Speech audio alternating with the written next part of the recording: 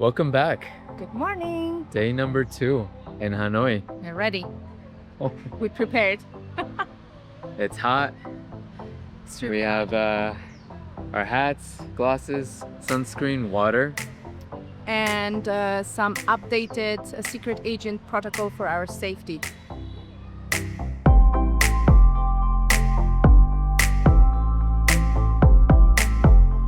And today we're gonna walk around the city again. We're gonna see new parts. We're gonna go check out the remaining gates to the city. We're gonna go check out a few historical buildings, walk around the city a bit more, maybe check out a few markets, grab some lunch. Maybe this time I'll go for the egg yolk coffee that they talk about. And then we'll wrap it up later this afternoon. Yeah, and just a quick new interesting fact about Hanoi. So yesterday I told you that it was established as the capital in 19th century, and then Hanoi around this time. Actually, it was re-established as the capital in 19th century after it was moved for about 50 years to where? And actually the city has a very, very long history, obviously, and it dates back to 3rd century before Christ. And the historic Vietnamese nation of Olac, sorry if I'm not pronouncing it correctly. And then this part of the country was for some time Chinese. When in 11th century the imperial Vietnamese nation Dai Viet emerged, it was this city that was actually the capital of their country until 19th century. So this is a small correction from yesterday. This city has like very rich and long history, and we cannot wait to see more of it. Oh. Yeah. Well, stick around and we'll show you around some more.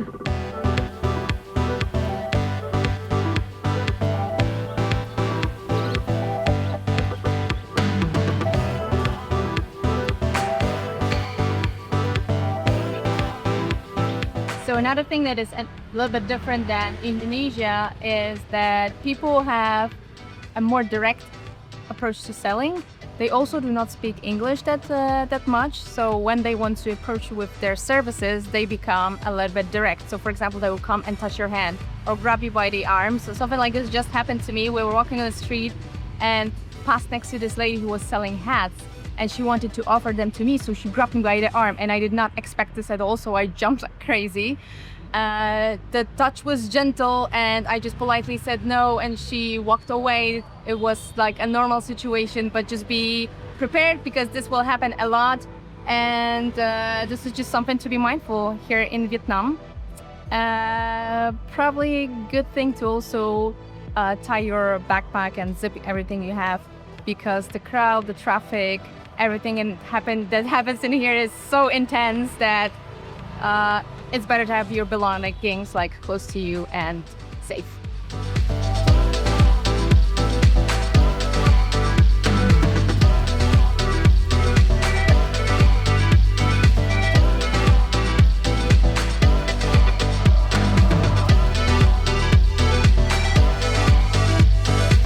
So we'll walk down the street and then we're gonna turn left to Bach Ma Temple. My husband just told me get out of the way for my picture.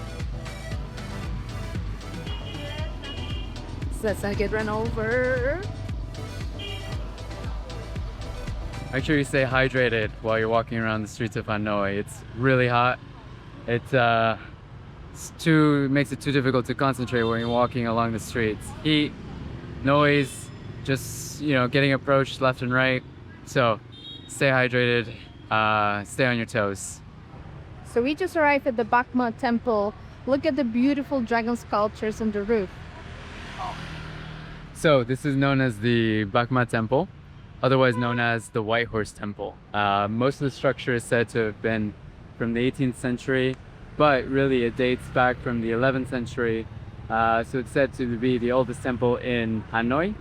And it's called the White Horse Temple because the person that built it is said to have followed a white horse to this very site, that then inspired him to build this temple here, along with a few other things in the city.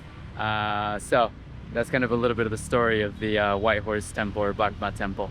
We're along the wall of the Bach Ma Temple, and we are heading 2 streets over, and then to our right will be the East Gate, the last remaining gate to the city. If I'm not mistaken, we can see the gate at the distance. So unlike Indonesia, this honking is not friendly. It basically get out of the way.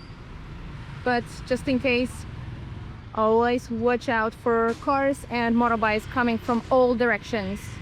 There are pavements in Hanoi, basically everywhere we go. But as you can see, they're always taken by the motorbikes.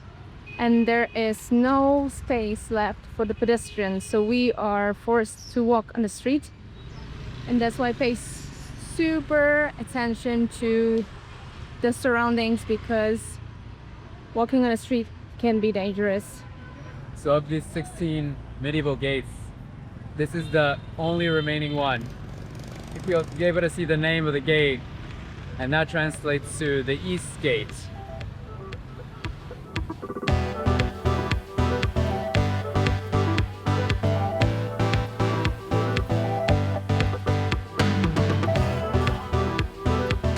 This entire block in front of us is the covered market. Apparently it's huge, and now we're gonna check it out for ourselves. So there are perpendicular and parallel streets, left and right. Truly makes us think of Marrakesh and the city center where we got lost. It was an amazing maze, but here at least we can see the exit. Now we are walking to the biggest ceramic mural in the city. We're gonna walk 5 streets over from the covered market.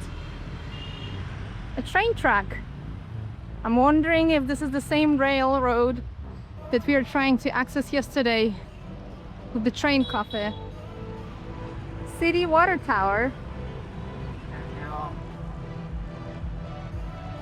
So Uli told us an interesting fact earlier on that many of the housing that we see here in the old district are very narrow but very deep inside the parcel, and this is because there was a tax for how much of the front of your house was facing the street. So people made their houses narrow and very long inside to pay lower taxes, and this created this very characteristical urban tissue of Hanoi. And obviously it makes us think of medieval times in Europe, where similar behavior was very popular in Market Square. So a city like my own town, Wrocław, has also very narrow houses in the city center. So we made it to the mural. It is actually a mosaic made of ceramic pieces, and it is the longest mural of this type in the world, so it calls a Guinness record. It's a pretty interesting thing to see because you can see different details. Look at the sleeve. It's made from a different kind of tissue than the entire mural itself. So pretty interesting. If it was not for the noise and for the pretty much highway that we can have on our right, and the sidewalk is pretty tiny, so the experience is actually a little bit threatening, but we'll try to make it over there where we hope the sidewalk, this sidewalk is a little bit bigger. And also you'll notice it's super impressive, but these tiles were also made locally in a city near Hanoi. And the mosaic isn't done. Artists keep adding to it, so it's going to continue growing, maybe continue getting bigger and holding on to that Guinness World Record title. Well, the highway is long, so they have long way to go.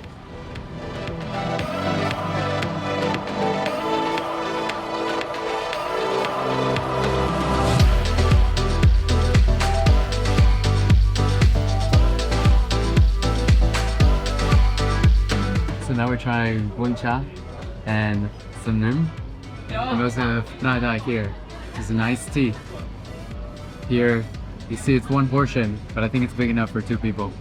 Let's see how we go. So Uri selected this place based on the Google reviews. When you walk on the street, it doesn't look the cleanest, but it has a huge Michelin guide review.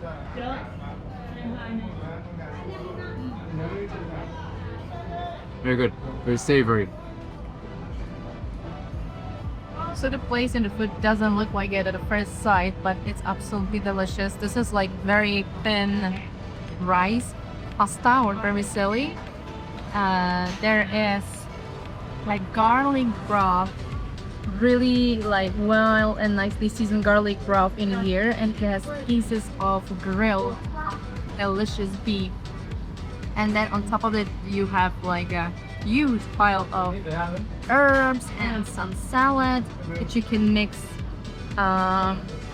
based on your preferences into your bowl or eat it directly with your chopsticks. So, well, a nice discovery.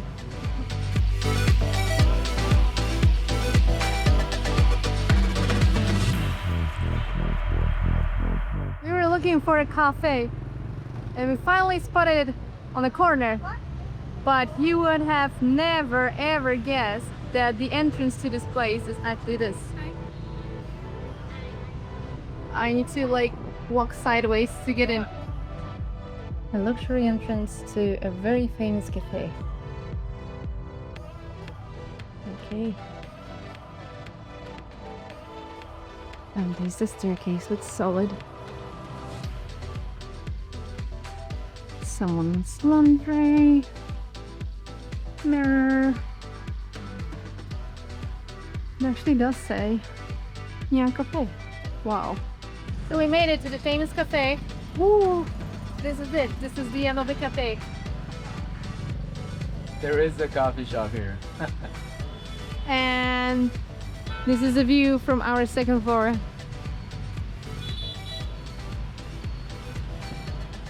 Iced coconut coffee for this very hot day. We also have a pineapple smoothie. So we literally seen maybe 10 or more temples like this already, but there's no sign, there's no really description, and you cannot walk in. So we have not visited them, but they look pretty amazing from the outside. So we just admire them from the street.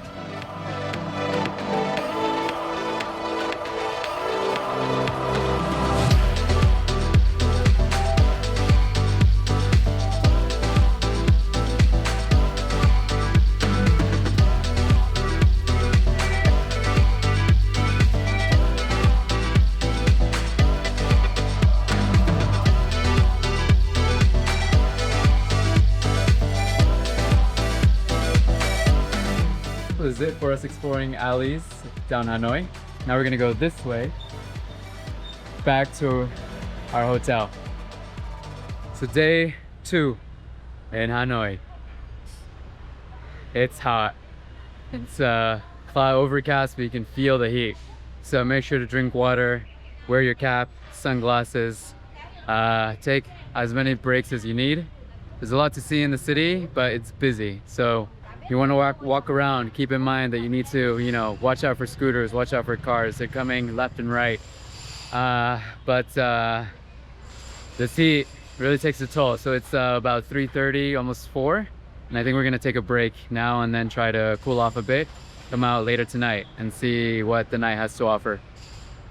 So we visited a few places. It was really a walking day, walking tour. We didn't enter anything, but we could see the city gate, several temples that we do not really know or any affiliation to or like history because there was no sign, and the covered market. Oh, and the mural, the like ceramic mural. It was actually pretty cool, but a little bit challenging. It felt like a traffic challenge.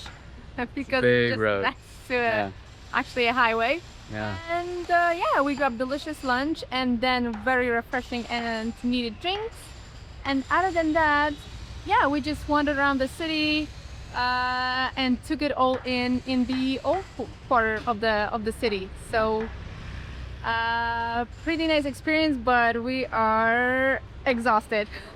The heat, the traffic, the humidity, the noise and the fumes from the cars and scooters in this community, just everything goes to your lungs and to your brain. We're It's a lot to take in. we need Yeah. a break.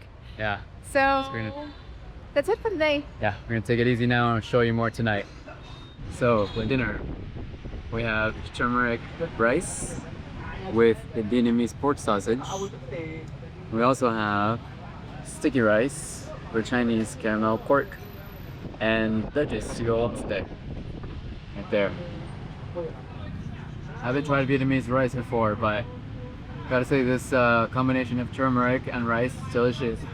We also have what I think are fried onions here. I don't know what this yellow ingredient is, but it might be a little bit of pork fat, or it might be potatoes. I can't imagine it's potatoes, but it's an interesting combination.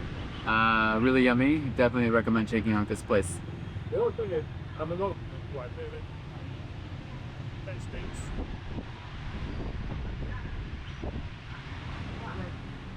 The Vietnamese sausage has a very smoky flavor. It's good. So, as Lee mentioned, this dish is actually delicious, but very specific. So I think indeed the yellow thing on top is fat, animal fat. And underneath there is like rice and I think corn and fried onion. So vegetarians will not find a lot of choices in this particular restaurant. I think it's worth trying. It will not be my best dish from Vietnam, but it's a very distinctive taste. But probably if you're vegetarian, you should look elsewhere.